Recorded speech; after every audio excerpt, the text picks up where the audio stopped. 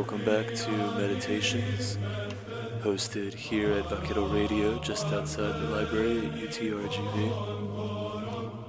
I'm your host, Miguel Angel Medina. Today we will be learning a new technique known as auguring. A-U-G-U-R is the spelling of it, and it is an ancient practice by which way one is able to divine additional information from their sensory data, from the movies they may be watching, the literature they may be imbibing. For example, today we'll be auguring the Emerald Tablet of Hermes by Hermes Trismegistus, which is regarded as one of the greatest works in metaphysics. I also invite you to augur works such as the Holy Bible, the Quran, the Bhagavad Gita, and the Upanishads.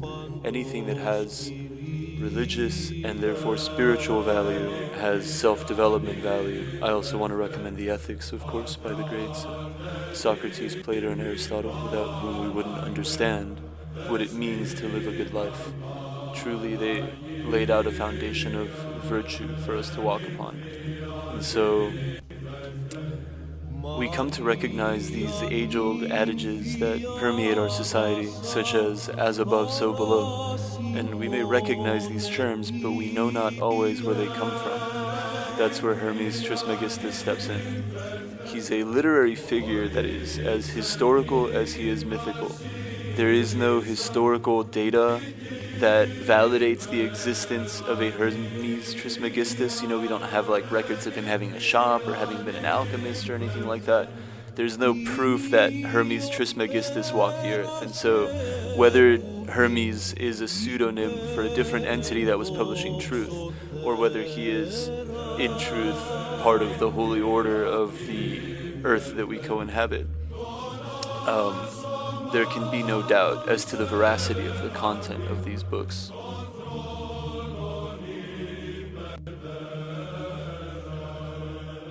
For example, I've just opened to a random page. That's the process of auguring, is to bring your mind to stillness and open up to the first page that you find. And I see here that black matter becomes white and red. So what he's describing here is the process, and here it is, the Philosopher's Stone. That's the process of alchemy by which a person takes black energy, which is the traumas of the past, alchemizes it with the light of God, which is white, and in doing so creates a different circumstance in the blood of their existence, which is the red. So once you're able to correct your blood using the light of God, so that you are no longer responding to your own shadows, that is where the gold is extracted, which is the final stage of alchemy. So it seems that the topic at hand for us today will be alchemy, which is wonderful. I've been seeing all over the internet people reawakening to the psychic powers at large, and I find it to be the case that meditation, alchemy, and sunbathing is all it takes to achieve transcendent consciousness. As Hermes says just a little bit later in the same book, in the same page, if we pray and have faith, all obscurity must vanish, of course. So that's kind of the funny thing about miracles, right? Is that if you don't believe in them, you'll never get to witness them. But the moment you start believing in them, you'll just start seeing them happen all over the place. It's like you have to hold space for the quantum realm to manifest its circumstances. And that means being open to input from the quantum realm, respecting particles as having cognitive value. So there's no reason to believe that the atom doesn't consider its actions. It's made of light just as we are. Just like our mind lights up, the electron cloud around a proton and an electron, or a neutron, lights up in the same way. So these atoms, they process reality the same way that our minds do, the same way that the stars do. Consciousness, then, isn't some rare gift that's only available in the grasping arms of humanity. Consciousness is present wherever there is light. That's, of course, what Trismegistus is describing. His associate Burckhardt goes on to say that, thus the light of the spirit becomes constant. and ignorance, deception, uncertainty, doubt, and foolishness will be removed from consciousness.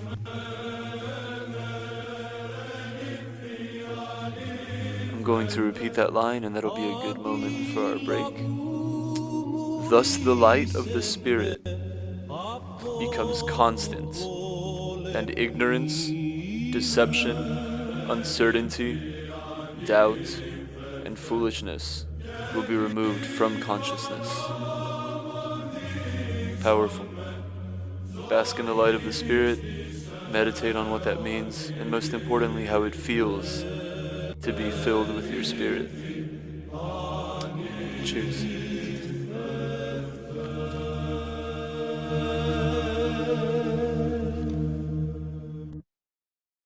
And we are back. So, during the break, discussing matters of spirit previously, I have opened to a different page, and I now find something of a creation story. This is, of course, one of the many versions of creation story that we have. Scientists give us singularity and the Big Bang, the Bible gives us the 7 days, Hermes is giving us the sun and the moon. So let's listen to their truth about the creation of the world. Keep in mind, this is like an astronomical observation from like 2,500 to 3,000 years ago. So, this is the truth, the whole truth, and nothing but the truth. As below, so above, and as above, so below. With this knowledge alone you may work miracles. And since all things exist in and emanate from the One, who is the ultimate cause, so all things are born after their kind from this One. So when he describes the cause, the ultimate cause, this was very common during Aristotle's time, Plato's time, and Socrates' time, to talk about the causes. What causes what? Well, the wind is caused by, the fire is caused by. And so, like, when we talk about the One who is the ultimate cause, we're clearly seeing a reference to God in the first 6 lines, which sets a good precedent. And so all things are born after their kind from this One. The sun is the father, the moon the mother, so that can be taken to be the maternal and paternal energies that they are known to emit. The wind carried it in his belly, earth is its nurse and its guardian, it is the father of all things, the eternal will is contained in it. Will is free, it comes from God. Here on earth, its strength, its power, remain one and undivided. Earth must be separate from fire, the subtle from the dense, gently with unremitting care. So that's something of a description to what we are supposed to be doing as humans, which I know a lot of times we ask each other, like, oh, what is my purpose here on earth? And like, I don't know what I'm supposed to do with my life. And finding that purpose, knowing yourself, is as simple as understanding, I'm here to separate the subtle from the dense. Somehow, I'm here to help God make sense of reality. How am I supposed to do that? That'll start showing you your natural pattern, your tendencies, your possibility of what kind of employment you might search for. A lot of people that come to the university are still in the process of finding themselves, and just because you've declared a major doesn't mean you've committed to any kind of lifestyle. So it's a really potent time to revisit your expectations of life and to consider patterns of gratitude, for example. But let us continue.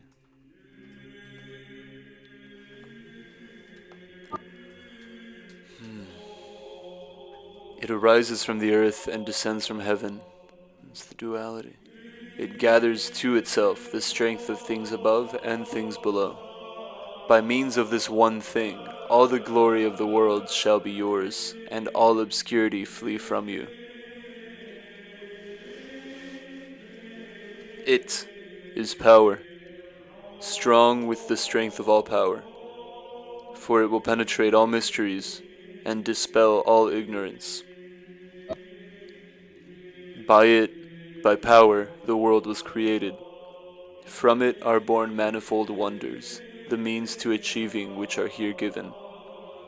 It is for this reason that I am called Hermes Trismegistus, for I possess the 3 essentials of the philosophy of the universe. This is the sum total of the work of the sun. So when we talk about the three essentials of the philosophy of the universe, this is very classical. This is like Greek philosophy. Keep in mind, Hermes is thought to have come from Atlantis. So we're really catching the dawn of Greek philosophy when we look at where Hermes is positioned on the timeline. But the three essentials of philosophy, the three essentials that you need to navigate the world, is spirit, mind, and body. And they flow in that order. You must first consider the needs of your spirit. Like, have I been a virtuous person today? Have I loved enough? Have I cared enough? Have I called my loved ones? Have I shown charity? What virtues have I exhibited today? That's how you nourish your soul. Then how do you nourish your mind? You think good thoughts, you think deep thoughts, you think powerful thoughts, you think high thoughts, you think shower thoughts even when you're not in the shower. That's how you cultivate a good mind. And then a good body will naturally come from those two being in sync. A good body is motivated by exercise and sunlight and water. We've actually come to prove now that all you really need to survive is sunlight and water. I've gone as long as 5 days with no food, just water and sun. But there's a yogi named Ramapur who meditated for 30 days straight with no food and no water. And he's still alive to this day. So like, transcending the body ain't no thing. Anybody can do it. That's the purpose of alchemy, and that's what Hermes Trismegistus teaches us. But if you want to be able to transcend the body in such a way, you need to have the three essentials. Your spirit, your mind, and your body. Those three essentials have to be in perfect sync. I'll leave you to meditate on the nature of the mind, spirit, and body, and how it is that the three relate to each other. Feel your mind in its control center at the top of the cranium. Feel your body's density, the space that it takes up, the power that it generates. And feel your spirit connecting you to your friends, to the world at large, to this fine universe. Cheers. And we are back. So, there used to be this mighty debate that just tore apart all of the philosophers in classical Greece, and that was, is everything made of air? Is everything made of water? Is everything made of fire? Or is everything made of earth? And the fact that they were stuck on that or part, instead of just putting all of them together to understand the elements as we do in modern day, is pretty funny, but unfortunate also to bear, because it shows that Greek society didn't have all the answers, even though Western philosophy tries to hold Greek philosophy up as the dominant modality of thinking due to its highly logical structure. Having logical structure does not imply competence, of course, but and that's not to say that Socrates, Plato, and Aristotle weren't competent, just that they didn't have the entire puzzle laid out at their feet like we do thanks to the internet. Every mystery is just on the internet, ready to be studied and revealed. So when we see a philosopher like Hermes say that the secret of life and the life of everything is water, we do believe that he's referring to the metaphysical water, which is the water that permeates all of existence, the same water that forms galaxies, the same water that forms your emotional foundation. It's the same water that, as he says, the water becomes in wheat ferment, in the vine wine, in the olive oil. The beginning of the child is from water. Regarding the spiritual water and the sanctified and thirsty earth, Hermes the Great, crowned with the glorious wisdom and the sublime sciences, said, "Truth it is, indubitable, certain and correct, that the high is from the low, and the low is from the high." So that's like a classical turn of phrase that they used to use a lot. I forget the name of it exactly, but there's this phrase that like describes the process by which you invert a logical equation, and the inversion creates a new series of circumstances that continues or persists in truth. So he's showing us one of those, like, it's a philosophical operation. It's fun. They bring about wonders through the one, just as things are produced from that one essence by a single preparation. Later, by his statement, its father is the sun and its mother the moon. He repeats that from earlier. So when Hermes describes this divine spiritual water that composes us, he's talking about the fact that the water inside of our bodies isn't just liquid. It also, like, very much holds our emotions, our genetic makeup. It's the core of who we are, is water. So we cannot say that the universe is primarily water, or that the universe is primarily fire, or that the universe is primarily anything, because the one thing that the universe primarily is light. But if you want to talk about the elements as they appear within humanity, well, water is the element of emotions. It's why it's stored as tears or as water weight in different parts of the bodies. So, like, wherever you hold more water weight, that's where more of your traumas are stored. And those are the kind of, like, questions you have to ask yourself, is like, you have to be able to meditate and bring yourself to stillness long enough to ask your body questions and receive answers. And in doing so, you'll be releasing these traumas and just, like, burning off the pounds. It's wild. I did this for 9 months in Transylvania, and it transformed my body completely and activated a new growth spurt at the age of 31, which is bizarre. But yeah, the spiritual waters that permeate our existence, they nourish the soul. So the importance of water is not to be underestimated, as is the importance of the air, that which we breathe, the fire, that which feeds our light, and the earth, that which grounds us, which gives us foundation. The earth, of course, is all of materia. Like, anything that's material can be said to be an earth element. So that includes, like, rare stones, as well as, like, the tire from your rubber, or the rubber from your tire, rather. But yeah, the material world is earth-like in nature until it goes through processes of transmutation. This one's a little hard to grasp, but it will descend to the earth, containing the strength of the high and the low, by the breathing in the istinshak of the air, and the taking of the spirit from it, and its subsequent elevation to the highest degree of heat, and it is the fire, and the low is the body, and its content of the controlling earthly power which imparts the colors. From there lie in it those higher powers, as well as the earthly powers which were submerged in it. So your body produces this strengthening of the core by which you descend to the earth and then ascend through fire and air. So it's like rain falls to the ground, and that's you. And then fire creates rising wind, and that's also you. And when both of those yous are united, they form the totality of the human experience. The duality that we face. The Orientals call it wu-wei, which is the flow state, or the yin and yang state. So, like, that duality for us as humans is light and dark. That's the primary duality that we face. And that's the primary duality that the universe faces as well, because there's only 2 degrees that are worth measuring in the universe, and that's how much void is present and how much light is present. All other materia flows from that. So, the microcosm is the macrocosm, and the macrocosm is the microcosm, through unity. By the joining of the power of contemplation, all can be attained. This essence must be separated from the body first, then combined with the body. This is the work. Start with yourself and with all. Before man, beyond man, transformation.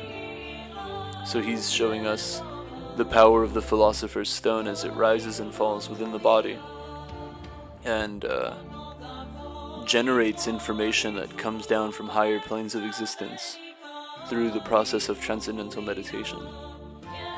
I'll leave you to meditate on the work, the good work, and when I get back, we will finish off our series with some closing commentary by Ibn Umayyad. Oh, we just read that actually. I'll find us a new section. Blessings upon you all. I've got one more piece of wisdom to share with you. This comes from Sigismund Backstrom, whose excerpt is part of the Emerald Tablet. So, This is the secret works of Kiram 1 in essence, but 3 in aspect. Everything that's 1 is always 3 because of the trine nature of reality, of course. So, here are the secret works. It is true, no lie, certain and to be depended upon. The superior agrees with the inferior, and the inferior agrees with the superior to effect that one truly wonderful work. So you have to be in perfect synchronicity with the universe to achieve the wonderful work, which is what they called the magnum opus back then in like medieval times. As all things owe their existence to the will of the only one, so all things owe their origin to the one only thing, the most hidden by the arrangement of the only God. The father of that one only thing is the sun, its mother is the moon, the wind carries it in its belly, but its Norse is a spirituous earth. So this is more of metaphysics, but like a metaphorical metaphysics. And we know now that it's a little outdated, but the sun was thought to radiate as the supreme center of the universe for a long time. Separate that spirituous earth from the dense or crude by means of a gentle heat, with much attention. In great measure it ascends from the earth up to heaven, and descends again newborn on the earth. And the superior and the inferior are increased in power. Right, so here he's describing the alchemic process by which you take your lower energies, bring them up to your crown, purify them with the light of God, and then send those energies right back down into the ground. I'm still a little rusty with my practice, but getting stronger every day. By this wilt thou partake of the honors of the whole world, and darkness will fly from thee. This is the strength of all powers. With this thou wilt be able to overcome all things and transmute all what is fine and what is coarse. In this manner the world was created. So, if you're looking for the secrets to creation, look no further than your own body. Once you learn how to process alchemically the energies inside you, eternity becomes an inevitability.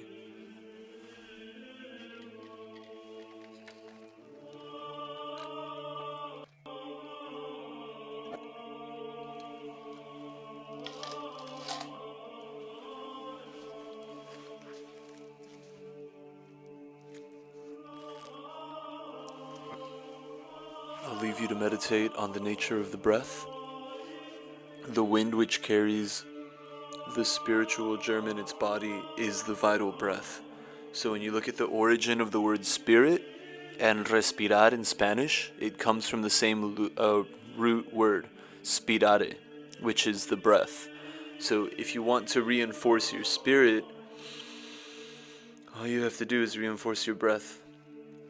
That's why a lot of modern light workers and healers tell you that the importance of breath work is not to be overestimated or underestimated.